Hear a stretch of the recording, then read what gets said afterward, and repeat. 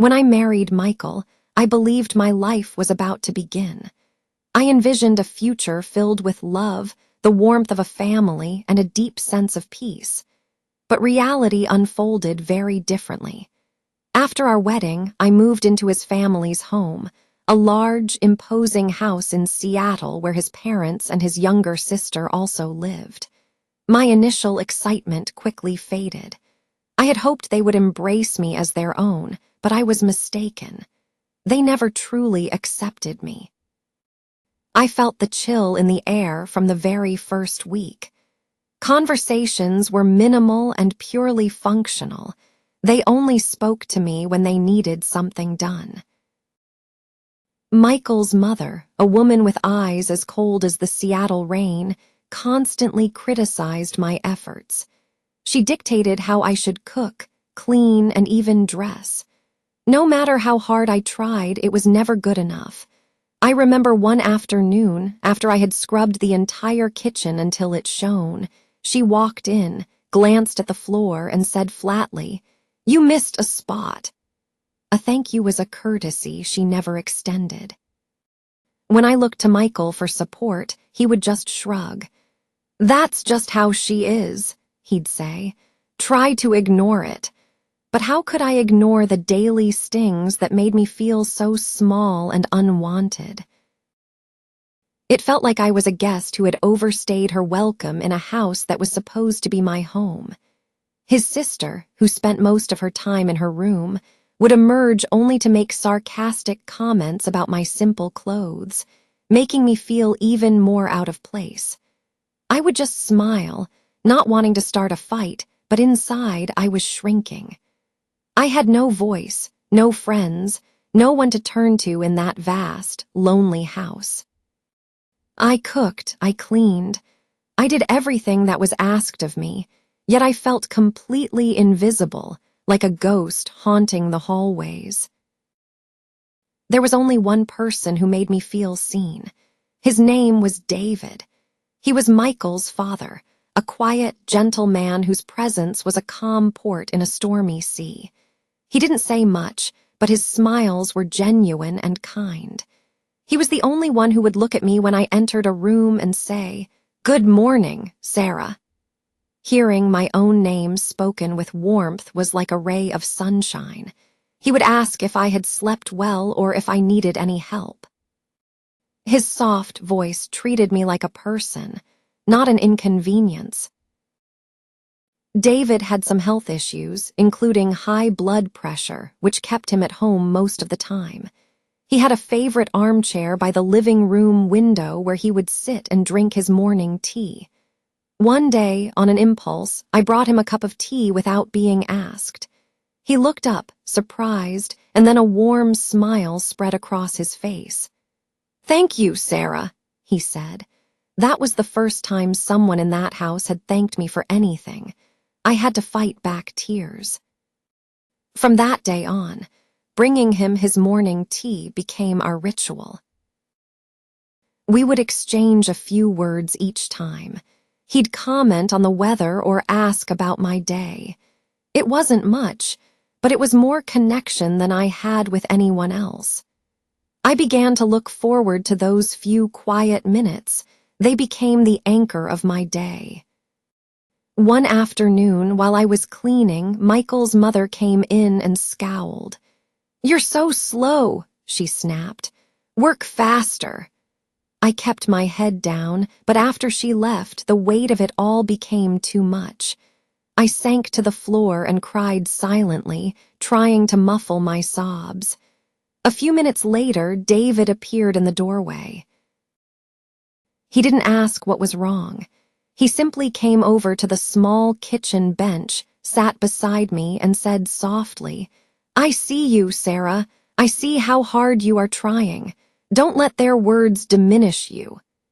His kindness broke through my defenses.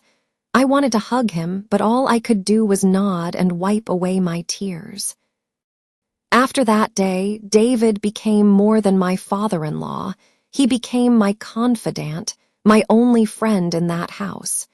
He saw my pain and validated my existence. In return, my care for him deepened.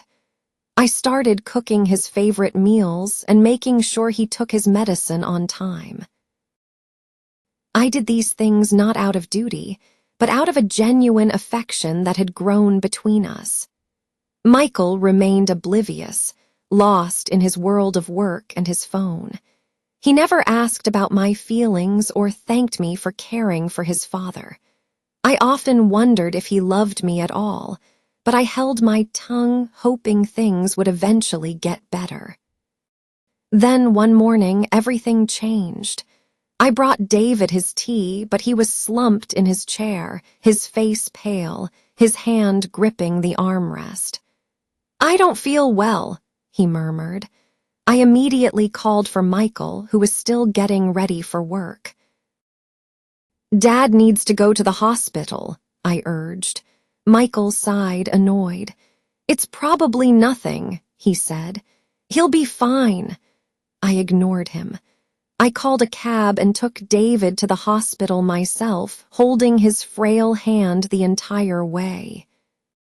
The doctors said his blood pressure had dropped dangerously low. He needed to be admitted and monitored. I stayed by his side all day.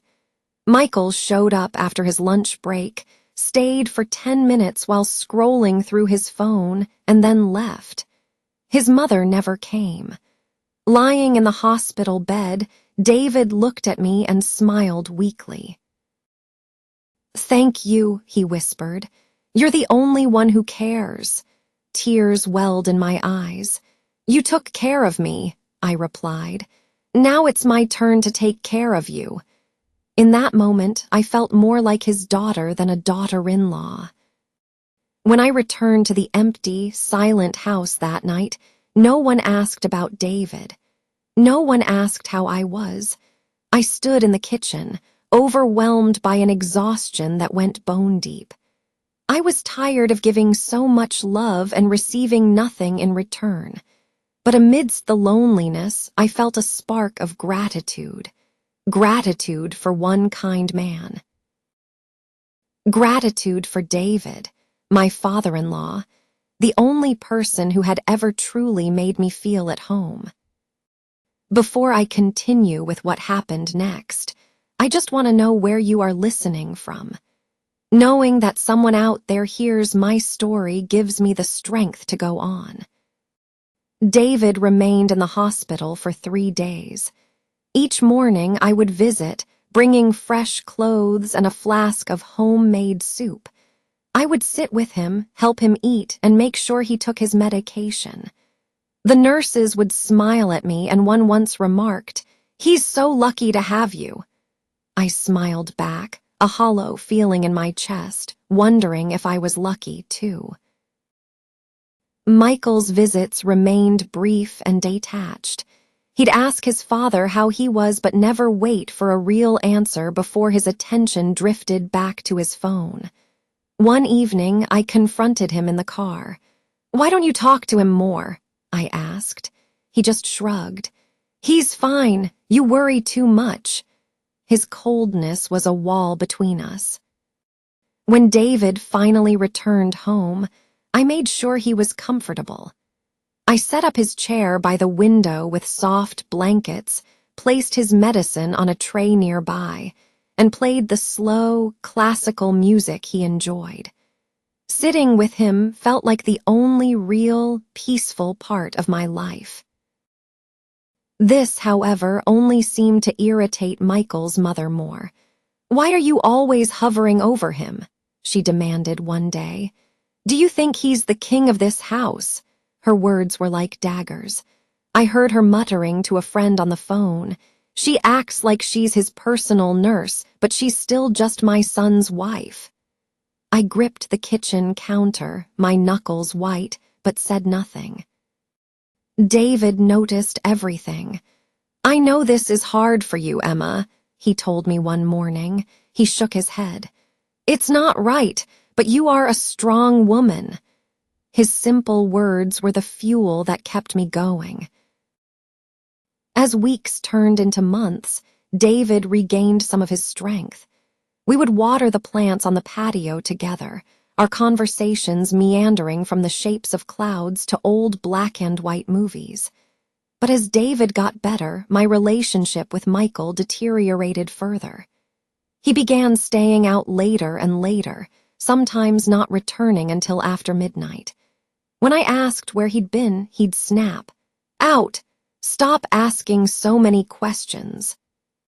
One evening, I prepared his favorite meal, a simple roast chicken. I waited, but he never came home for dinner. I called his phone repeatedly until he finally answered, his voice sharp. "I'm busy. Eat without me."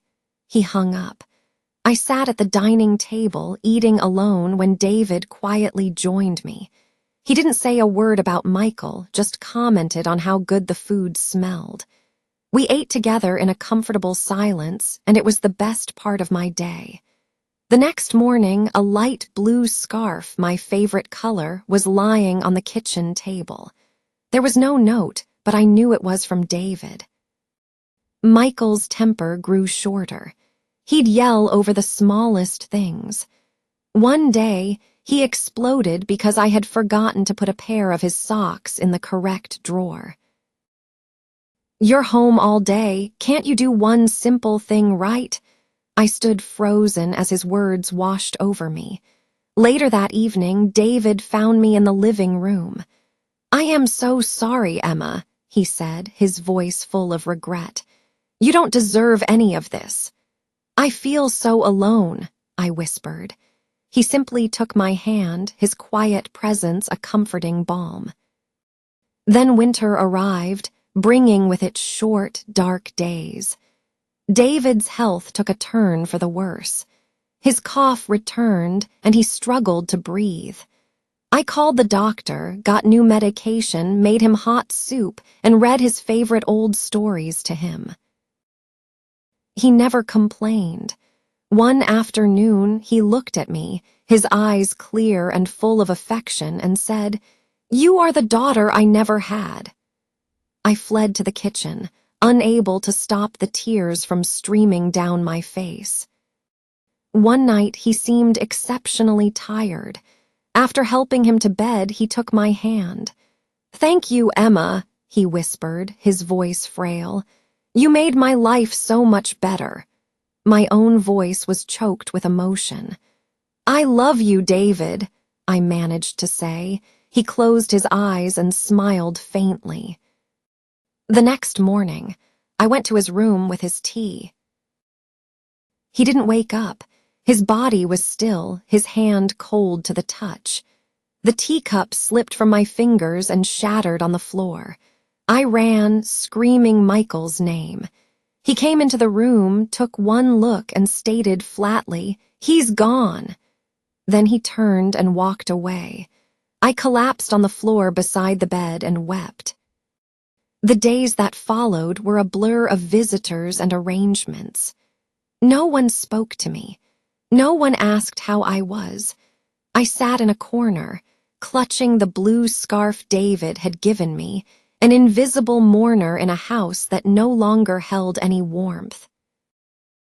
Without David, the house was just a building. The sunny spot by the window was empty. The kind smiles were gone. Something big, something kind was missing. After David passed away, the silence in the house became deafening. It was full of people, but it felt utterly empty. Michael grew even more distant, a stranger living under the same roof. One night I found his phone unlocked on the counter. A message from a woman's name glowed on the screen. I only read one line. "I miss you. Last night was amazing." The words hit me like a physical blow. I walked outside into the cold night air and sat on the steps, not crying, just feeling a profound emptiness. What would David have told me to do? I missed his wisdom, his kindness, more than ever. I looked at my life, at all the love and care I had poured into this family, and realized I had received nothing in return.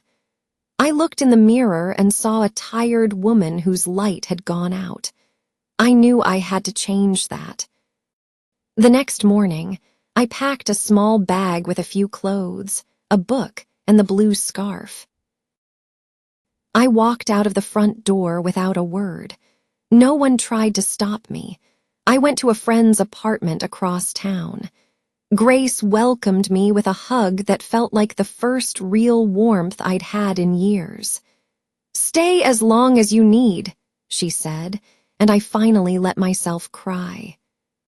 In the days that followed, a new life began to take shape. I got a job at a small bakery. The simple act of kneading dough and serving smiling customers felt therapeutic. For the first time in years, I felt a sense of purpose and freedom. Michael never called. I stopped wondering if he missed me and started focusing on my own peace. One Sunday, Grace and I went to the park. I sat on a bench, feeling the sun on my face, and smiled. I didn't have a big house or a husband, but I had myself back. I had my peace. I thought of David often. I carried his kindness with me like a shield. He had given me the love I needed to find the strength to save myself. Weeks later, I saved enough to dream of my own future. Maybe a small tea shop, the kind David would have loved. One last time, I returned to the old house. I didn't go inside, just stood at the gate and looked at the window where he used to sit. The chair was gone. I placed a single flower on the ground. "I'm going to be okay," I whispered. "I will live a life that would make you proud." Then I turned and walked away, and I did not look back. If this story touched your heart, please don't forget to like, comment, and share. More emotional and inspiring stories are coming your way soon.